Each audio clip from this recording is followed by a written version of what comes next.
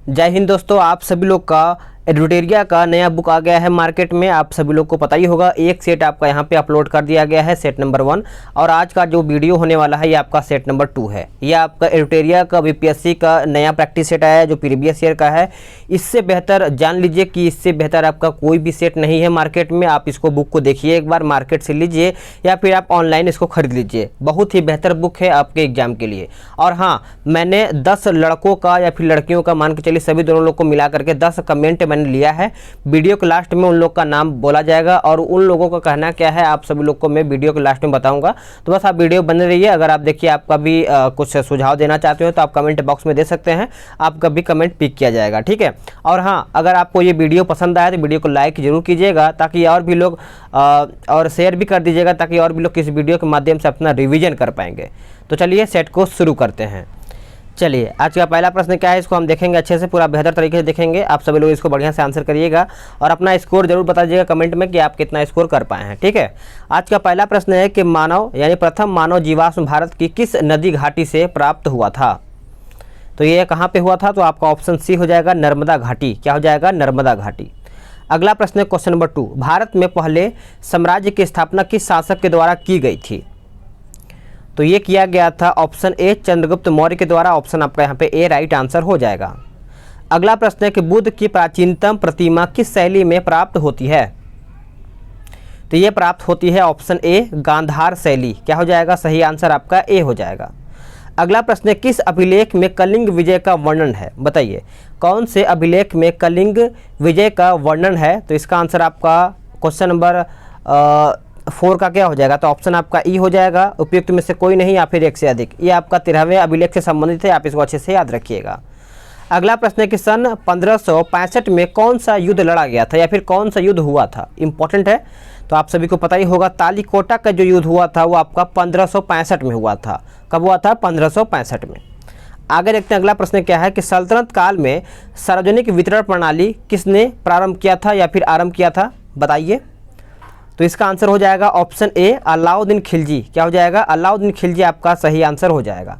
चलिए आगे देखते हैं, अगला प्रश्न क्या है, दिन ए इलाही किसके द्वारा प्रारंभ किया गया था। दिन ए इलाही, तो देखिए इसका आंसर आपका 7 का ये हो जाएगा, बाबर के द्वारा किया गया था। किसके द्वारा, बाबर के द्वारा। अगला प्रश्न है कि अष्टप्रधान मंत्रिपरिषद किसके राज्य प्रबंध में सहायक करते थे, बताइए। तो इसका आंसर आपका ऑप्शन डी हो जाएगा, शिवाजी। क्या हो जाएगा, शिवाजी आपका सही आंसर हो जाएगा। अगला प्रश्न है कि भारत का प्रथम गवर्नर जनरल कौन था। भारत का प्रथम गवर्नर जनरल कौन था। तो इसका आंसर आप याद रखिएगा, ऑप्शन इसमें से कोई भी नहीं हो जाएगा, ऑप्शन डी ई हो जाएगा, विलियम बेंटिंक हो जाएगा। क्या हो जाएगा, विलियम बेंटिंक। अगला प्रश्न है कि भारत में ब्रिटिश साम्राज्य का संस्थापक कौन था। भारत में ब्रिटिश साम्राज्य का संस्थापक देखा जाए तो आपका लॉर्ड क्लाइव हो जाएगा।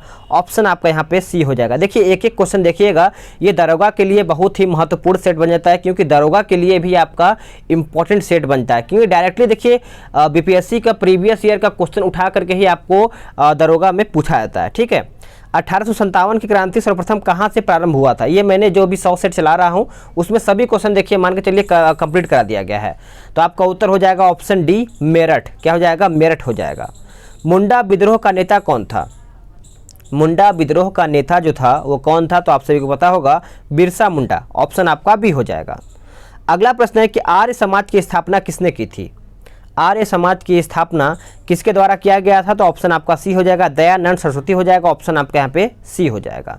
चलिए आगे देखते हैं, अगला प्रश्न है कि प्रथम भारत रत्न प्राप्त करने वाले कौन थे।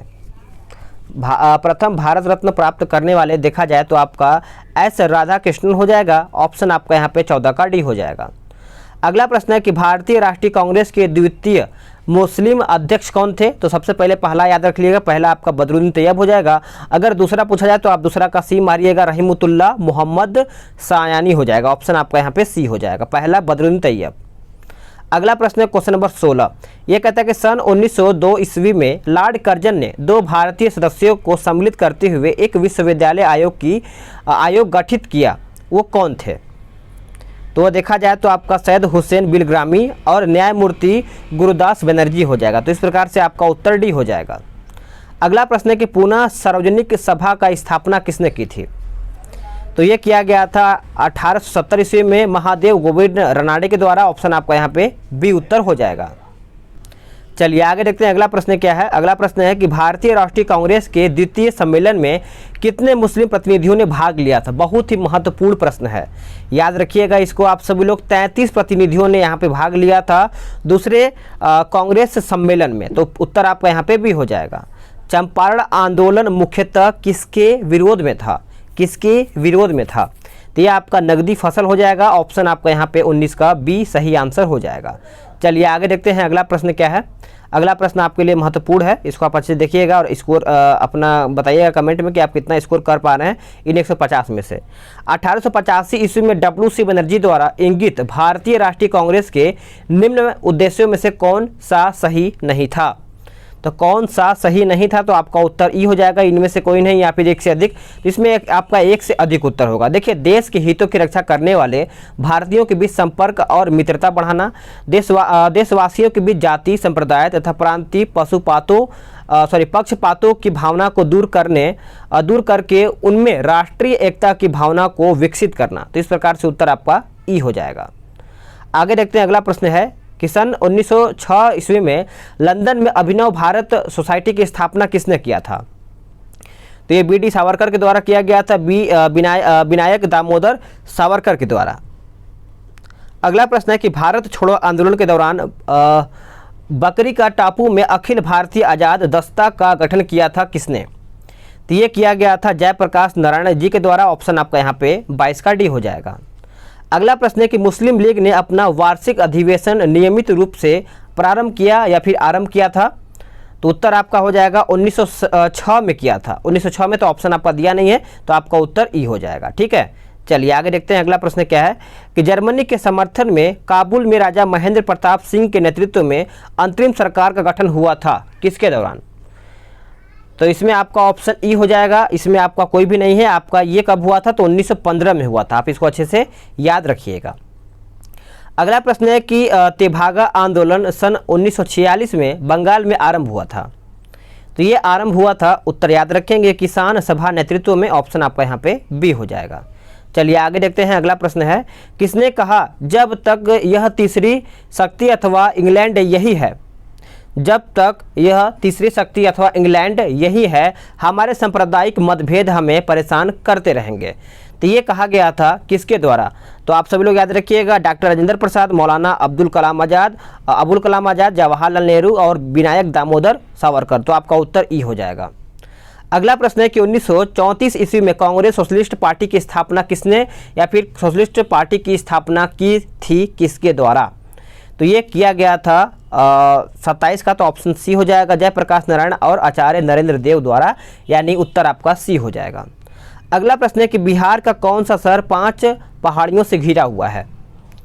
तो इसका उत्तर बताइए। तो आपका उत्तर देखा जाए तो इसमें से आपका कोई भी नहीं हो जाएगा, ये मगध हो जाएगा इसका उत्तर। अगला प्रश्न है कि भारत के प्रथम राष्ट्रपति डॉक्टर राजेंद्र प्रसाद किस राज्य से थे। सभी को पता है डॉक्टर राजेंद्र प्रसाद देखा जाए तो आपका बिहार से संबंधित है। ऑप्शन आपका यहाँ पे ए हो जाएगा। अगला प्रश्न है कि बिहारी छात्र सम्मेलन का 16वां अधिवेशन कहाँ पर हुआ था। तो यह अधिवेशन हुआ था आपका देखा जाए तो हजारीबाग में हुआ था। उत्तर आपका यहाँ पे ए हो जाएगा। बिहार के चिरांद नामक पुरास्थल की प्राचीनतम संस्कृति है। तो इसका आंसर आपका सी हो जाएगा, नवपाषाणिक संस्कृति। याद रखेंगे, नवपाषाणिक संस्कृति। नेक्स्ट क्वेश्चन है कि बाबा, याद रखेंगे, बाबा ठाकुर दास ने पटना में किस सोसाइटी की स्थापना की थी।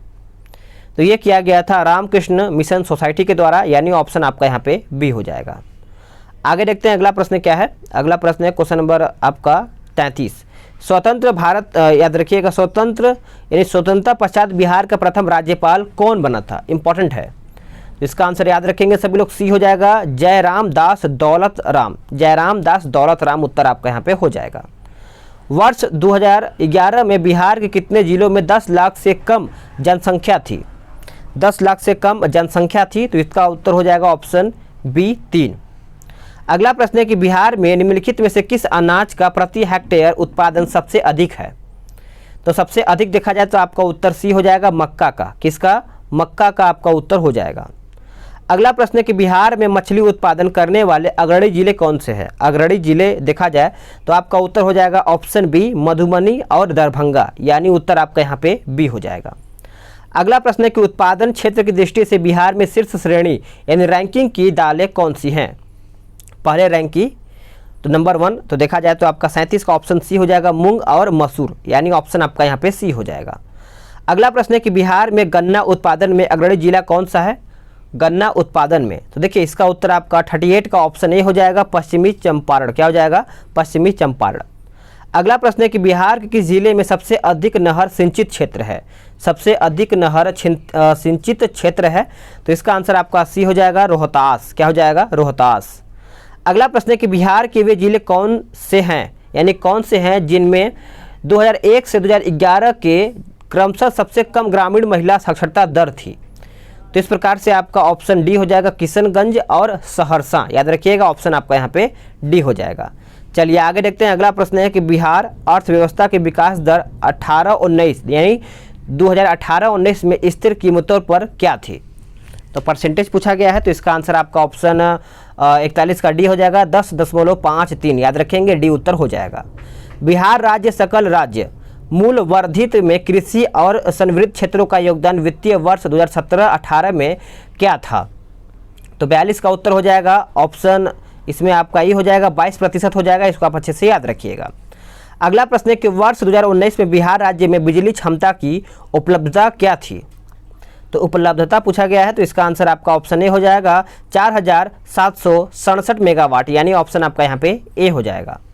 नेक्स्ट क्वेश्चन है किस खाद्यान्न उत्पादन के लिए बिहार को कृषि कर्मण पुरस्कार 2017-18 मिला है।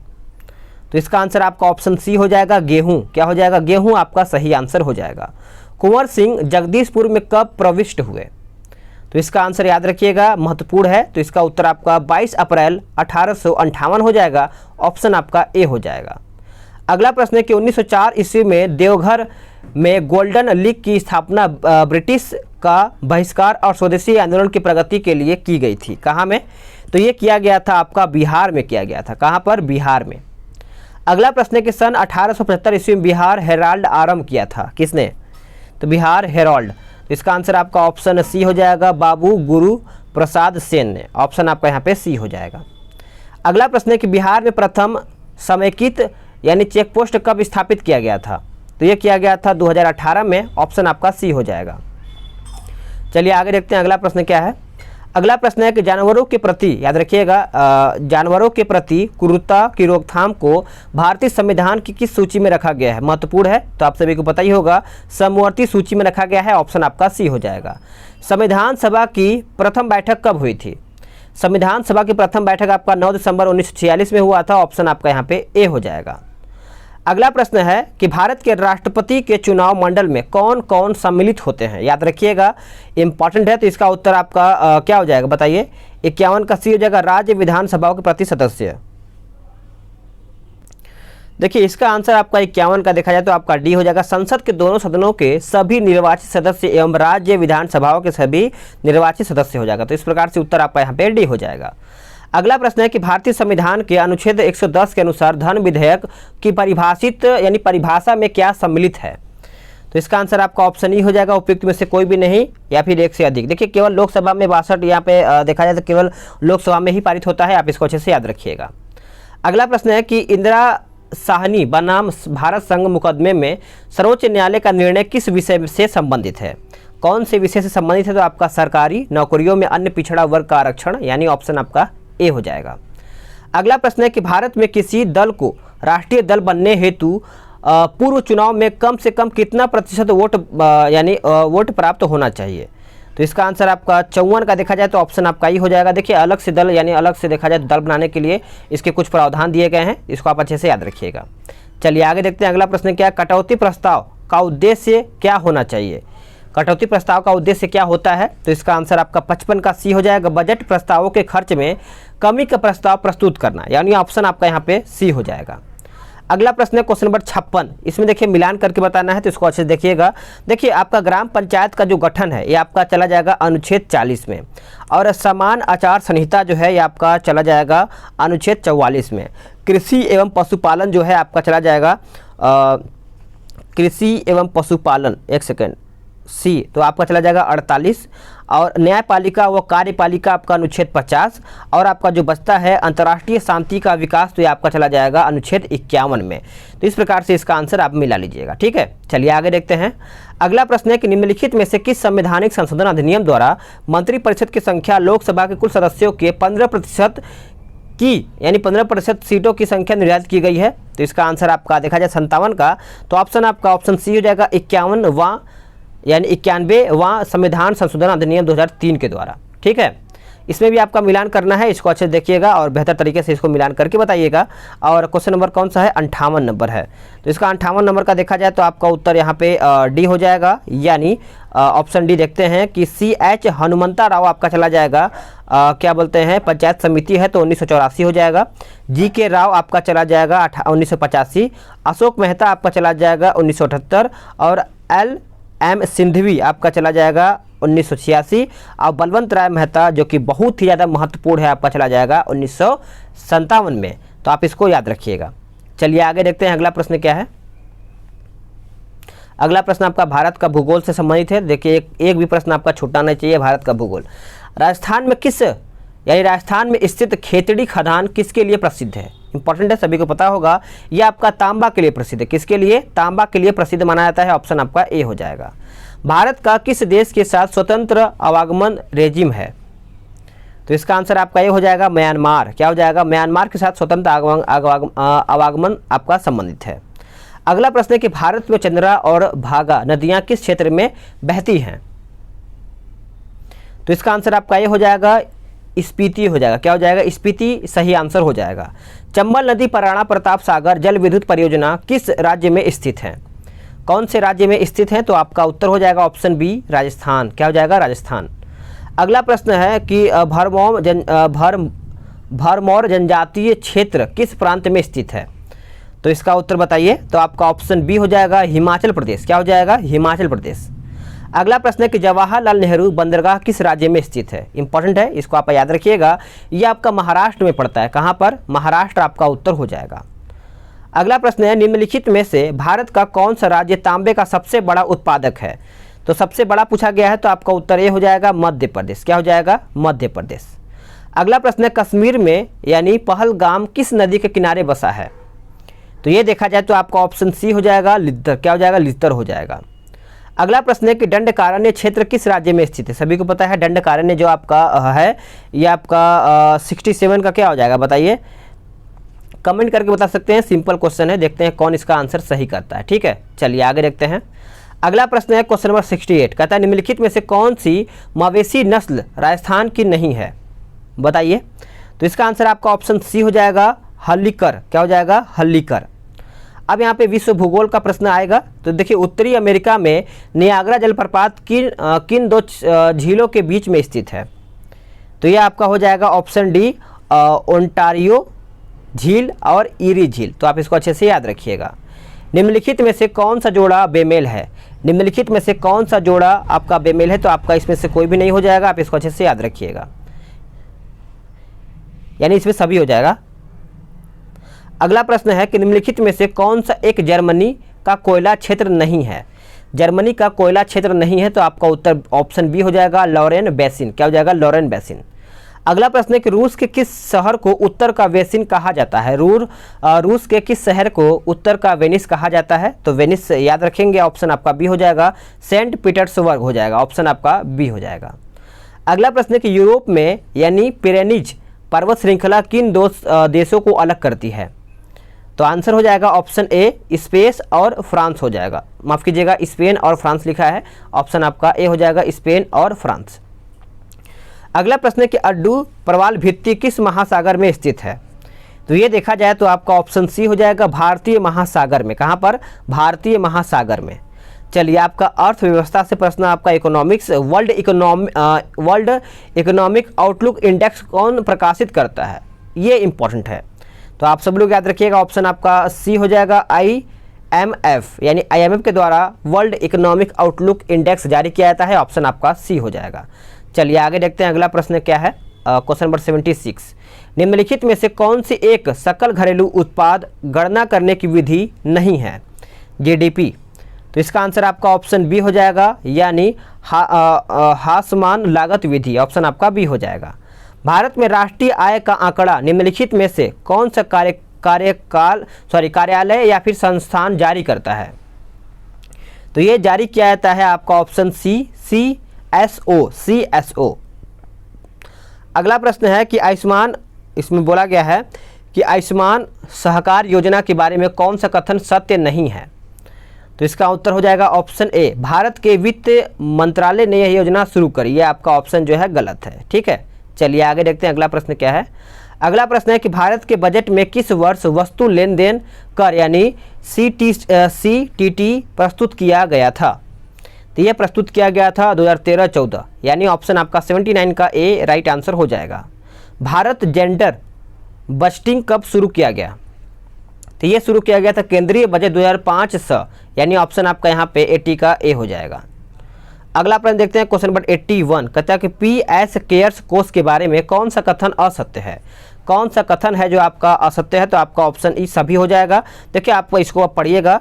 ट्रस्टी नियुक्त किया गया कोई भी व्यक्ति निःशुल्क रूप से कार्य करेगा। इस कोष में पूरी तरह से व्यक्तियों या फिर संगठनों से सुरक्षित योगदान होगा। इसका प्राथमिक उद्देश्य किसी भी प्रकार की आपात या संकट की स्थिति से निपटने और प्रभावितों को राहत प्रदान करना है। इसे कोई बजटीय सहायता नहीं मिलेगी। तो इस प्रकार से ऑप्शन आपका ई हो जाएगा। चलिए आगे देखते हैं अगला प्रश्न क्या है। अगला प्रश्न है कि भारत के राज्यों को वर्ष 2018-19 के चावल उत्पादन के सही अवरोही क्रम चुने। तो इसका आंसर आपका ऑप्शन ई हो जाएगा, याद रखिएगा। ठीक है, चलिए आगे देखते हैं अगला प्रश्न क्या है। अगला प्रश्न है क्वेश्चन नंबर 83 कहता है कि इसमें आपका नगद आरक्षित अनुपात को कम करने में अर्थव्यवस्था पर इसका निम्नलिखित प्रभाव पड़ेगा, यानी कि किसका प्रभाव पड़ेगा? तो देखा जाए तो आपका ऑप्शन सी हो जाएगा, 1, 2, 3, 4। बैंकों के पास अधिक तरलता लाभ होगा। अर्थव्यवस्था में निवेश वृद्धि देखने को मिल सकती है। अर्थव्यवस्था में मुद्रा पूर्ति बढ़ सकती है और वास्तविक निवेश दर में गिरावट आ सकती है। तो इस प्रकार से आपका उत्तर सी हो जाएगा। अगला प्रश्न है कि भारतीय रिजर्व बैंक के अनुसार 2018-19 में भारत के विदेशी मुद्रा भंडार का कुल मूल्य क्या थी? तो कुल मूल्य देखा जाए तो आपका ऑप्शन डी हो जाएगा, यानी 41,000 लिखा है नहीं, इसमें लिखा गया है 41,02,871 मिलियन अमेरिकी डॉलर। ठीक है, चलिए आगे देखते हैं। अगला कि 15वें वित्त आयोग की सिफारिश पर केंद्रीय करों के विभाज्य पूल में बिहार का हिस्सा कितना था? तो देखिए इसका आंसर आप सभी लोग याद रखिएगा, 10.06%, यानी उत्तर आपका 85 का ए हो जाएगा। अगला है आपका भौतिक यानी साइंस यानी विज्ञान का प्रश्न स्टार्ट होगा। देखिए निम्नलिखित में से कौन सी मूल भौतिक राशि है? निम्नलिखित में से कौन सी मूल भौतिक राशि है? तो आपका उत्तर सी हो जाएगा, विद्युत धारा। क्या हो जाएगा? विद्युत धारा। अगला प्रश्न है कि अनुदैर्ध्य तरंगों का उदाहरण क्या है? अनुदैर्ध्य तरंगों का उदाहरण देखा जाए तो आपका उत्तर क्या होगा? ऑप्शन सी हो जाएगा, एक्स किरण। क्या हो जाएगा? एक्स किरण। प्रकाश का विक्षेपण संभव है किसके द्वारा? तो ये देखा जाए तो आपका 88 का ऑप्शन ए हो जाएगा, प्रिज्म के द्वारा। ऑप्शन आपका यहाँ पे ए हो जाएगा। चलिए आगे देखते हैं अगला प्रश्न क्या है। अगला प्रश्न है कि किस तापमान पर सेल्सियस और फ़ारेनहाइट पैमाने मेल खाते हैं? मेल खाते हैं तो आपका -40 डिग्री हो जाएगा। ऑप्शन आपका यहाँ पे सी हो जाएगा। अगला प्रश्न है कि लेंस की क्षमता मापी जाती है किसमें? सभी को पता है लेंस की जो क्षमता है ये आपका डायोप्टर में मापी जाती है। ऑप्शन आपका डी हो जाएगा। अगला प्रश्न है चिकित्सा स्थितियों का निदान करने के लिए MRI में किसका उपयोग नहीं होता है? तो ये उपयोग नहीं होता है एक्स किरण का। किसका? एक्स किरण का। आप इसको अच्छे से याद रखिएगा। चलिए आगे देखते हैं अगला प्रश्न क्या है कि जब एक ध्वनि तरंग एक माध्यम से दूसरे माध्यम में जाती है तो वह राशि जो अपरिवर्तित रहती है वो आपका पूछा गया है। तो इस प्रकार से आपका ऑप्शन ए हो जाएगा, आवृत्ति। क्या हो जाएगा? आवृत्ति। अगला प्रश्न है कि प्रकाश वर्ष मात्रक है किसका? प्रकाश वर्ष मात्रक है दूरी का। आप सभी को पता होगा। ऑप्शन आपका बी हो जाएगा। अगला प्रश्न है निम्नलिखित में से कौन सा कण आवेश रहित है? कौन सा कण है जो आपका आवेश रहित है? तो आपका उत्तर हो जाएगा ऑप्शन सी, न्यूट्रॉन। क्या हो जाएगा? न्यूट्रॉन। ओम मीटर मात्रक है किसका? ओम मीटर किसका मात्रक है? तो ये आपका है प्रतिरोधकता का। याद रखेंगे, प्रतिरोधकता का आपका मात्रक हो जाता है। अब आपका यहाँ पे केमिस्ट्री यानी रासायनिक स्टार्ट हो जाएगा। देखिए नीलम रूबी का रासायनिक सूत्र क्या है बताइए? तो इसका आंसर आपका ऑप्शन ए हो जाएगा, Al2O3, यानी ऑप्शन आपका ए हो जाएगा। आगे देखते हैं अगला प्रश्न क्या है। कहता है पेट्रोल की गुणवत्ता को व्यक्त किया जाता है किसके द्वारा, यानी कौन से संख्या के द्वारा यह व्यक्त किया जाता है, तो ये किया जाता है ऑक्टेन संख्या के द्वारा। ऑप्शन आपका यहाँ पे बी हो जाएगा। अगला प्रश्न है निम्नलिखित में से किसका गलनांक सबसे उच्च होता है। निम्नलिखित में से किसका गलनांक सबसे उच्च होता है, तो इसका आंसर हो जाएगा ऑप्शन ए बोरान। क्या हो जाएगा, बोरान सही आंसर हो जाएगा।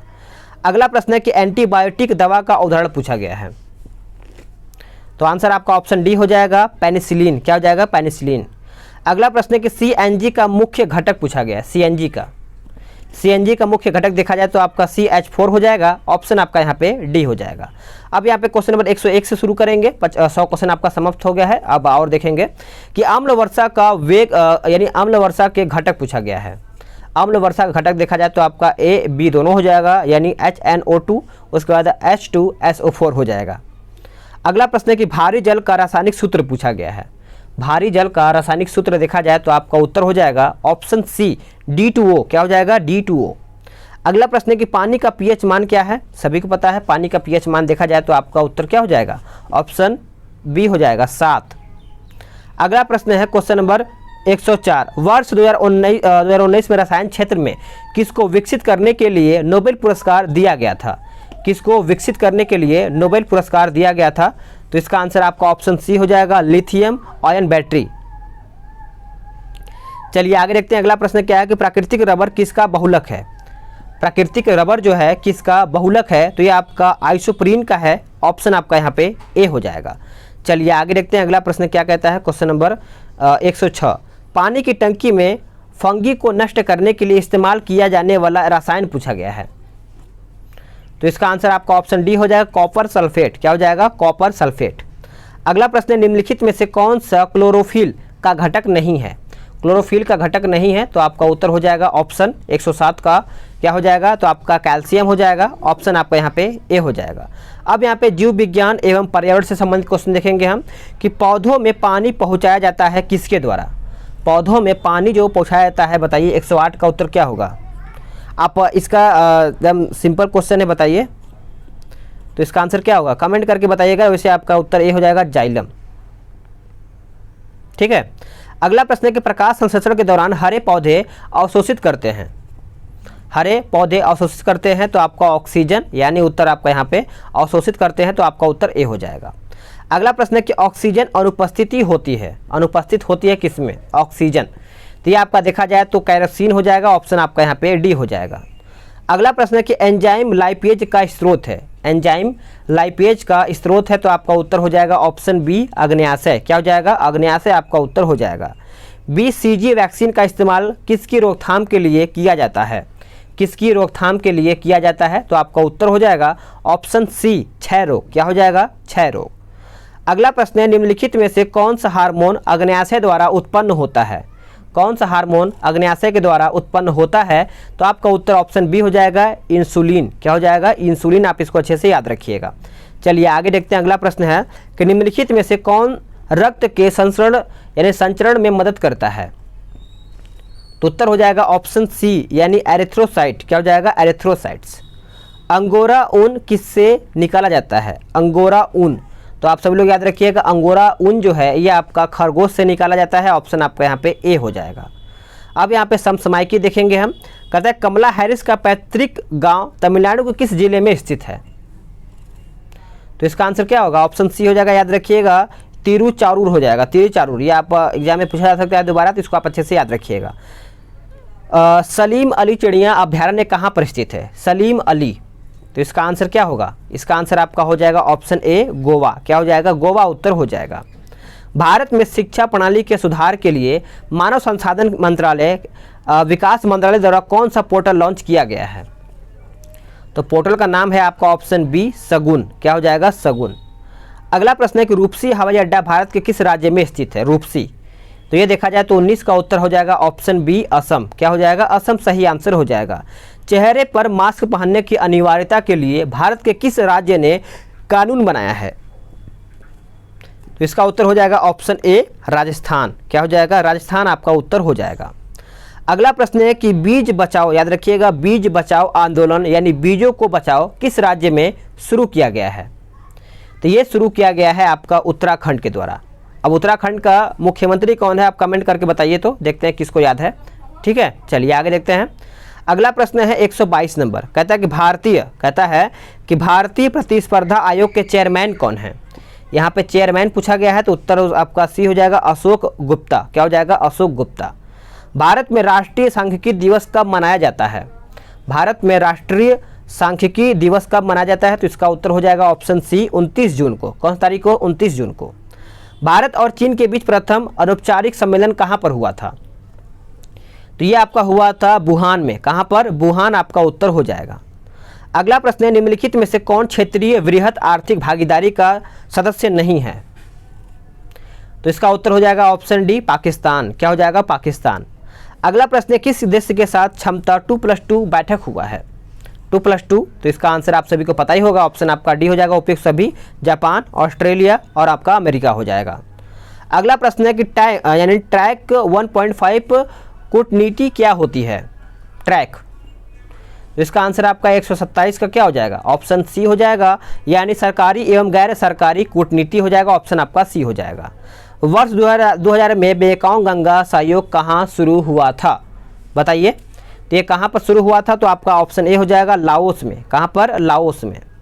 किस देश का अहमदाबाद के साथ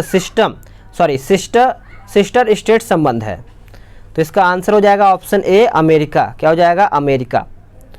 अगला प्रश्न है कि न्यूजीलैंड का प्रथम भारतीय मूल का मंत्री कौन था, तो सही आंसर हो जाएगा ऑप्शन 130 का, ऑप्शन ए प्रियंका राधाकृष्णन हो जाएगा। आप इसका आंसर याद रखिएगा। चलिए आगे देखते हैं, अगला प्रश्न क्या है। नेपाल की प्रथम बहुराष्ट्रीय पेट्रोल पाइपलाइन बिहार में कहाँ से प्रारंभ होती है, तो यह आपका प्रारंभ होती है मोतिहारी से। कहाँ से, मोतिहारी से। अगला प्रश्न है कि अंतर्राष्ट्रीय बॉक्सिंग के फेडरेशन का मुख्यालय कहाँ पर है, तो इसका आंसर हो जाएगा 132 का, ऑप्शन सी न्यू जर्सी। क्या हो जाएगा, न्यू जर्सी। अगला प्रश्न है कि शेन वाटसन ने सभी प्रकार के क्रिकेट से संन्यास की घोषणा किया है, ये निम्नलिखित में से किस टीम से खेलते थे, तो देखा जाए तो ये आईपीएल का टीम दिया गया है, तो आपका चेन्नई सुपर किंग्स से खेलते थे, इसे भी संन्यास ले लिया है। भारत की प्रथम डॉल्फिन वेधशाला कहाँ बनाई जा रही है, कहाँ पर बनाई जा रही है, तो इसका उत्तर हो जाएगा 134 का, ऑप्शन सी बिहार। ठीक है।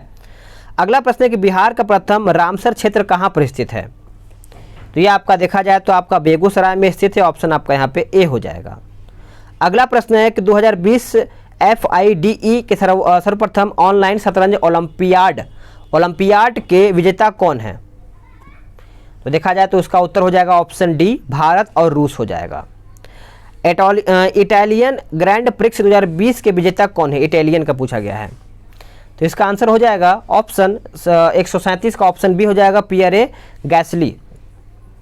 अगला प्रश्न है कि वन मोर थिंग नामक कार्यक्रम किसने आयोजित किया था, तो ये आयोजित किया गया था 138 है ना, तो आपका उत्तर एप्पल हो जाएगा, ऑप्शन आपका डी हो जाएगा।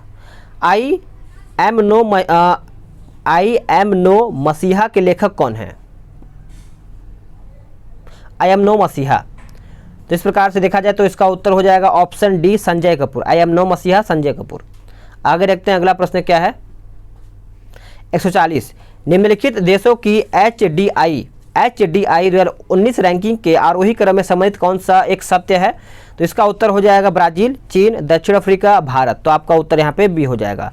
तो फ्रेंड्स आप सभी लोग का ये मैथ्स का क्वेश्चन है, तो इसमें आपको PDF वगैरह बाद में मैं दे दूंगा, आप परेशान न होइएगा। और मैं आपका देख लेता हूँ कौन कौन लोग कमेंट किए थे, इन 10 लोगों का कमेंट आया था, इन लोग को देख लेते हैं कौन क्या बोलते हैं। ठीक है, देखिए सबसे पहले विवेक प्रकाश बोलते हैं सर करंट अफेयर नहीं है, मतलब जो 100 क्वेश्चन का सेट अपलोड होता है उसमें बोलने कि सर करंट अफेयर नहीं है, यानी करंट अफेयर नहीं है, बेकार है। तो हमारे करने का मतलब वो जो सेट निकाला गया है पूरा आपका सब्जेक्ट वाइज सब्जेक्ट निकाला गया है, वो कोई प्रीवियस ईयर का सेट नहीं है, जो कि बिहार का प्रीवियस ईयर दरोगा का है, उसमें सिर्फ सब्जेक्ट वाइज सब्जेक्ट है, उसमें 10,000 क्वेश्चन दिया गया है, तो उसमें करंट अफेयर कहाँ से मिलेगा, तो इतना आप सोच सकते हैं। ठीक है, आगे देखते हैं, आगे लिखते हैं रविकांत कुमार लिखते हैं good afternoon sir, sub inspector में कितना पढ़ना पड़ेगा सर जी। देखिए सब इंस्पेक्टर यानी SI के लिए आपको पहले सबसे पहले प्रीवियस ईयर देखिए, उसके बाद सिलेबस देखिए, सिलेबस देखने के बाद आप देखिए कितना आप पढ़ पाते हैं, 4 घंटा में कंप्लीट कर पाते हैं या फिर 12 घंटा में, वो आपके ऊपर होता है कि आप कितने घंटे में आप सिलेबस को कंप्लीट करते हैं। एक दिन में सिलेबस तो कंप्लीट होगा नहीं, लेकिन डेली बेस पे आपको पढ़ना पड़ेगा। ठीक है, चलिए आगे देखते हैं।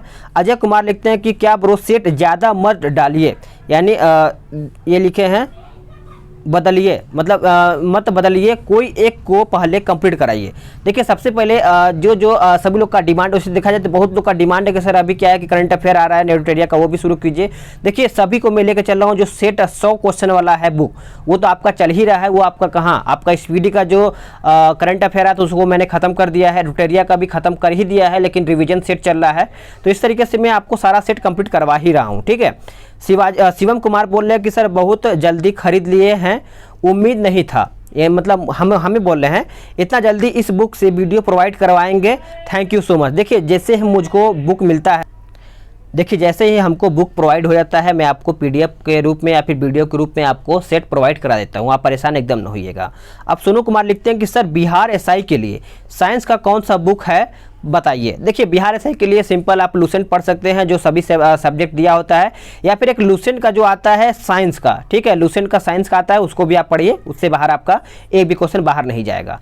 अब यहाँ पे पूजा कुमारी लिखते हैं thank you so much sir, but एक हम्बल रिक्वेस्ट है कि पहले एक सेट पूरा करा दीजिए सही से फिर दोबारा। देखिए पूरा सेट आपका जो है सभी धीरे धीरे कंप्लीट कराया जा रहा है, तभी आपका आगे सेट आएगा। वैसे देखिए जो डिमांड है, डिमांड को पूरा करना पड़ रहा है, क्योंकि आपका डिमांड है तो आपको भी पूरा करना पड़ेगा, और जो लोग का आगे है तो उन लोग का भी करना ही पड़ेगा, ठीक है। बीपीएससी भी जरूरी है, बीपीएससी का एग्जाम डेट आ गया है तो उन लोग का भी सेट देना जरूरी है, तो उन लोग का भी सेट डेली बेस पे आएगा। अब राहुल कुमार लिखते हैं कि सर बहुत बहुत धन्यवाद सर, बस इसी तरह से रोज एक सेट करवा दीजिए सर। आप अपना साउंड लेवल थोड़ा नॉर्मल रखिए और आंसर आराम से बताया कीजिए, बाकी आपका पढ़ाने की तरीका बहुत ही बेहतरीन है, धन्यवाद। देखिए बहुत बहुत धन्यवाद मैं आपको कहता हूं, आपको समझ में आया तो बेहतर है, क्योंकि मैं कोशिश करूंगा डेली आपको कि ज़्यादा से ज़्यादा बेहतर कर पाऊँ कि आपको अच्छे से चीज़ें समझ में आ पाए, ठीक है। अब यहाँ पे आशीष सिंह लिखते हैं कि सर प्लीज़ प्रीवियस ईयर घटना चक्र कवर कीजिए, करा दो स्टेट पीसीएस वाला। अब देखिए इनका डिमांड आ रहा है कि सर घटना चक्र के स्टार्ट कीजिए। अब बताइए कि कितना मैं डिमांड सबका लूँ, मतलब जहाँ तक मुझसे हो रहा है आएगा, अभी थोड़ा टाइम दीजिए, सभी कवर करा लूँ, उसके बाद आपका भी डिमांड पूरा किया जाएगा। अब यहाँ पर देवमणि योगेश बोलते हैं कि बिहार दरोगा का वॉल्यूम 3 कब आएगा। देखिए बिहार दरोगा का अभी एडुटेरिया का देखा जाए तो आपका 1, 2 आ चुका है, 3 जैसे ही आएगा मैं आपको सेट प्रोवाइड करा दूंगा, ठीक है। अब आगे देखते हैं, आगे लिखते हैं कमलेश कुमार, ये बोलते हैं बहुत ज़बरदस्त है, एक वीडियो में 2 सेट थैंक यू। मतलब जो 100 सेट वाला क्वेश्चन है, सेट है आपका बुक है, देखिए मैं कोशिश करूंगा कि एक वीडियो में 2 क्वेश्चन प्रोवाइड करा दूं, ताकि आपका एक ही वीडियो में 200 क्वेश्चन कंप्लीट हो जाए, ठीक है। तो 10 लोग का जो कमेंट था कंप्लीट हो गया है। आप सभी लोग भी अपना सुझाव देना चाहते हैं तो दीजिएगा, हो सके तो आप सभी लोग का अगली वीडियो में आपका नाम आ जाए। मिलता है एक नई वीडियो में, आज के लिए इतना ही। जय हिंद, वंदे मातरम।